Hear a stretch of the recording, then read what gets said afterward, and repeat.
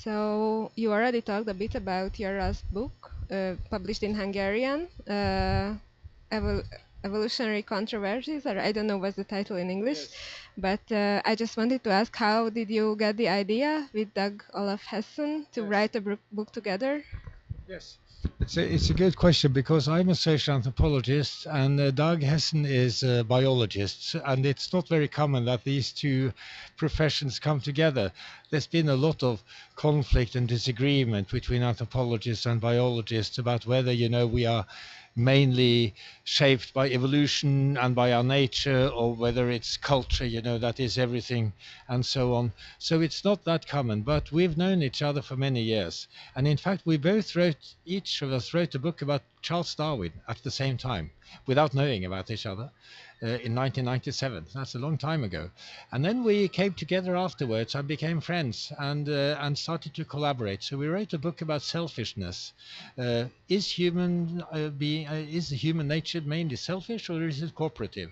Way back in 1999. And we've been discussing things, since then, and then we came up with this idea about what is called the Red Queen paradox in evolutionary theory. The fact that you have to run as fast as you can to stay in the same place, because everybody else also runs fast.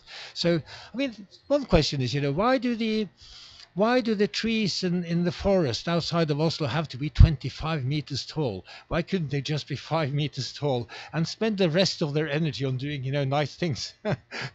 Well, the main explanation is that the tree next to you is 23 meters. So in order to get enough sunlight to reproduce, you have to stretch a bit more. So evolution selects the tallest trees because all of the other trees are almost as tall. Now you could add, why can't these trees just get together and agree that as from next year, we're only going to be 5 meters tall because it's a waste of energy to grow taller? Well, trees are not able to do that, but human beings are. And this is where culture comes in. So that's where it's sort of my bit in this project begins and where Dag's project somehow ends. But it's been fascinating, and there are so many similarities between the way culture evolves and develops and the way nature evolves.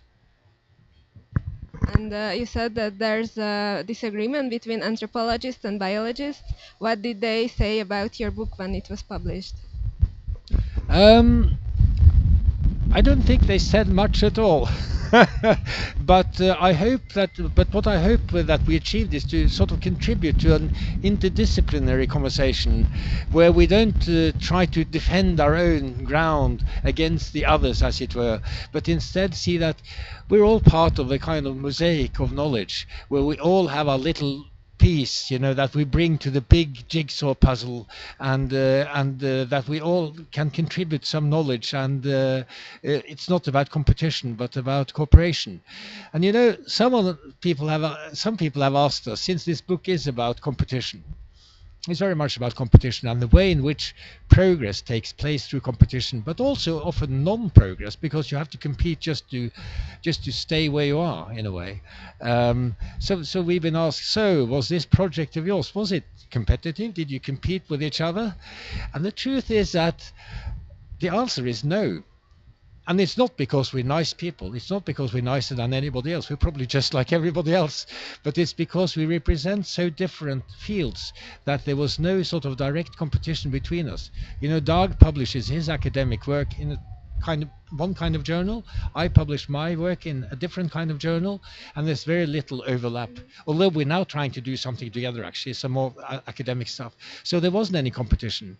And I think this is the way we should look at the world in many respects, that there isn't necessarily competition. You don't have to convert other people to your view. It's fine if people are different. In my family, my wife loves skiing. I'm not into skiing. I like tropical islands with coconut trees. And maybe that's why we're still married, because we can learn something from each other, and you can be complementary instead of competitive. And that's the way I've been working with my biologist friend Dag Hessen as well. And is it also the view behind your project Overheating, or it's about something completely different? It is related. it is related. And in fact, I have a recent book that just came out called Boomtown, which is a portrait of an industrial city in Australia, which has grown really fast, and where you have these familiar tensions between, you might say, industrial growth and prosperity on the one hand, good jobs, good pay, and then on the other hand, pollution, health problems, and ultimately climate change. So you get that tension. And in this book, I bring in this treadmill paradox, or the Red Queen phenomenon, how you have to evolve and change, and you have to grow and grow just to stay in the same place. And in the end, you've grown so much that you end up undermining the conditions for your own existence.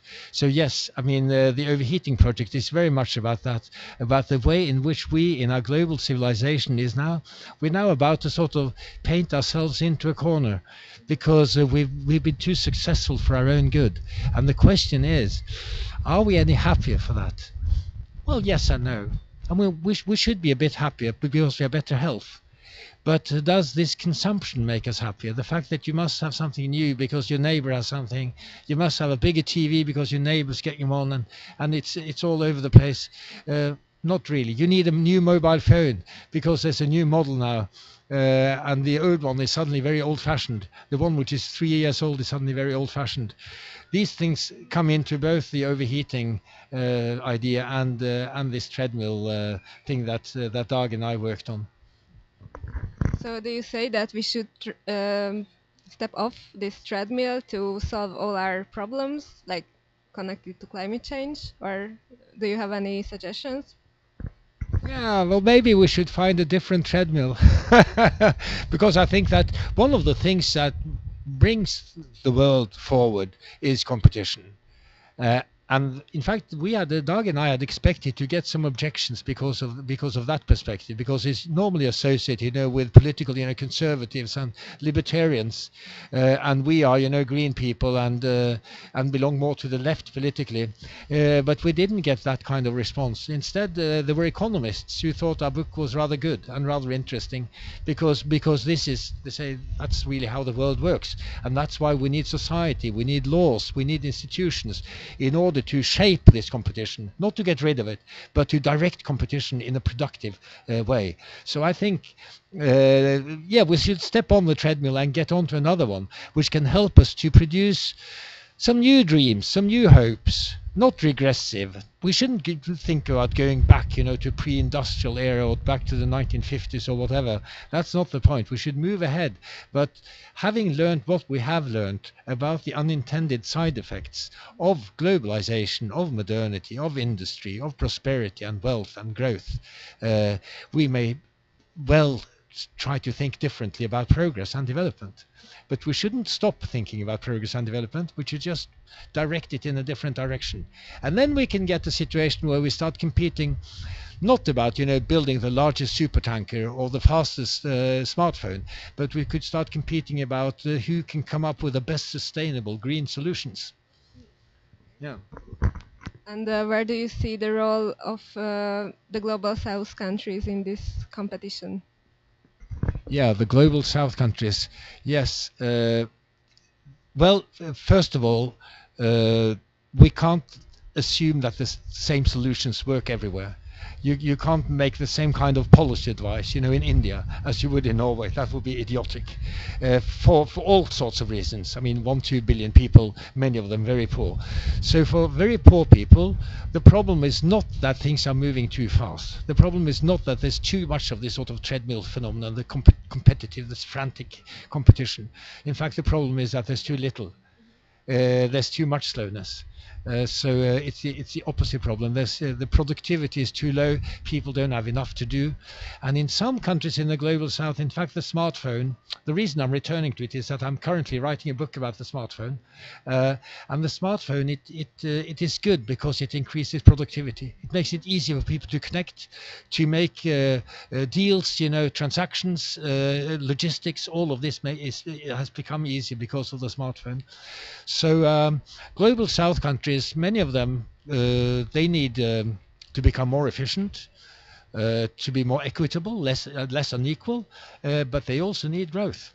They need economic growth for people to have something to eat, something meaningful to do. Whereas what we need in the richest part of the world is degrowth. We should slow down, not only for the sake of the planet, but for the sake of our own happiness. Okay. After reading your book, some of us started to consider if everything, like literally everything, is connected to evolution, because you brought up so many examples. So this is the question: if like dynamics of society and economics is all connected or can be connected to evolution, or is just a bit over-explaining? No, I think we should be wary of that. I mean, that's certainly not the message I want to get across, but rather that we who work in the humanities and social sciences have no reason to be afraid of evolutionary theory, because if we understand it properly, we know that there are ideas there that we can use. There are metaphors, there are patterns, there are things that resemble each other, like in this treadmill phenomenon. There are substantial things about human nature that we can usefully learn from evolution, but it doesn't explain everything. Because humans are, to a great extent, self-defining animals. There's such enormous diversity at the individual level, at the cultural level, in the human world, which cannot possibly be explained through evolution, because we make choices, random things happen. We're concerned with beauty, we're concerned with honesty. We're so different, even from our closest relatives in the animal kingdom. I mean, as I always tell my students when I teach evolution and the limits of evolution, I mean, we should learn from it, but you can't learn everything. I say, have you ever heard a chimpanzee or a dolphin say, well, my father was poor, but at least he was honest? No, you haven't. But we human beings say that sort of thing all the time. So we are quite unique. And of course, evolution cannot explain everything. But I'm fascinated by the way we can use theories from other areas, from other domains, and learn something from them, and maybe apply them to new fields and see how that goes. We shouldn't be afraid of that. I also wanted to ask that what's the relation of anthropology to other fields of science like biology or psychology or whatever? Very good question. I think largely because of the way the academic world works, there are not many incentives to work in this sort of crossover interdisciplinary way, because of the journals which are usually associated with disciplines, university departments, study programs. All of these are very often sort of monodisciplinary, which is a shame, because knowledge doesn't really have these boundaries. So anthropology has the same issues as everybody else. We also have our boundaries. We have a departmental seminar where I work in Oslo. 90% of the people who come there are anthropologists. I think we could have invited more people from elsewhere, but it doesn't happen for those reasons. So I think I look at sort of the world of knowledge as a wonderful sort of colorful, as I said, mosaic, or a sort of a big universe that you can mess around in all your life, and you can look for connections, and there are no real contradictions there. There's just a lot to be learned from each other. So the connection with psychology, with biology, as you mentioned, very important, and very important to explore. And to me, one of the most exciting fields in academic research these days are the things that are happening in the interface between economics and psychology, decision-making theory. You have this book that deservedly became a world success by Daniel Kahneman called Thinking Fast and Slow. And there you see the way in which you can use understanding from psychology in order to basically understand how people behave economically. And he won the Nobel Prize for it, and it was well deserved. And Kahneman also shows that one of the great things about science is that it comes up with counterintuitive truths. You think that the world looks like this, and then you probe really deeply into it, and you discover, no, it doesn't look like this at all. In fact, it looks like that, and I can prove it. Mm-hmm. That's what I call scientific progress, and it's wonderful to be able to partake in it through reading books like this. So, yeah, I wanted to ask.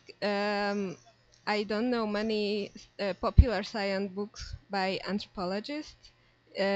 Is it because of me, or is it because there's not many? It's not your fault. I'm sorry.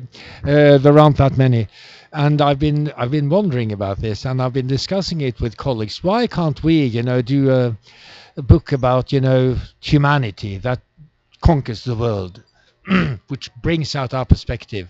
Why do we have to leave it to people like Jared Diamond? I mean, who's a perfectly decent man, but he's not an anthropologist. Who wrote books like, Guns, Germs, and Steel, The World Until Yesterday, or something, that sort of thing, which is based partly on biology, on geography, on everything that he's read, but also on a fairly limited understanding of what anthropology is, I must say. Quite dated, quite simplistic, and so on, without much nuance. So why can't we do that sort of thing? Why can't we do the same kind of thing that Yuval Harari does? In 200 little pages, he describes basically the history of humanity since we came out of the caves until we're all there sitting with each other's smartphone and cappuccinos. Why can't we do that? I think it's because anthropologists are instinctively wary of these universalistic generalizations, because we know that it's more complicated than that. And if you say that, yes, what you're saying is okay, but it's more complicated like that, it's true, but it's not going to give you any headlines.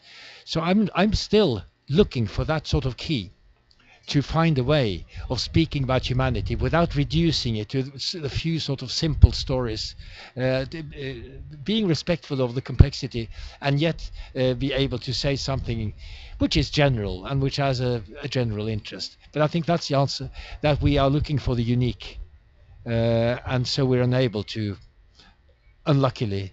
But maybe we should have written novels instead. Maybe. Yeah. Because in a novel you can see the universal in the unique. I mean, as the poet William Blake said, he has a poem which starts with his musing, to see the world in a grain of sand. You can take out one little group of people, or one sort of tribe or village or city or whatever, and if you study it thoroughly enough, you'll be able to say something about humanity as a whole. And that is what great novels do. Yeah. Thank you. I think this is a perfect ending. So thank you for your time. Thank you for your time.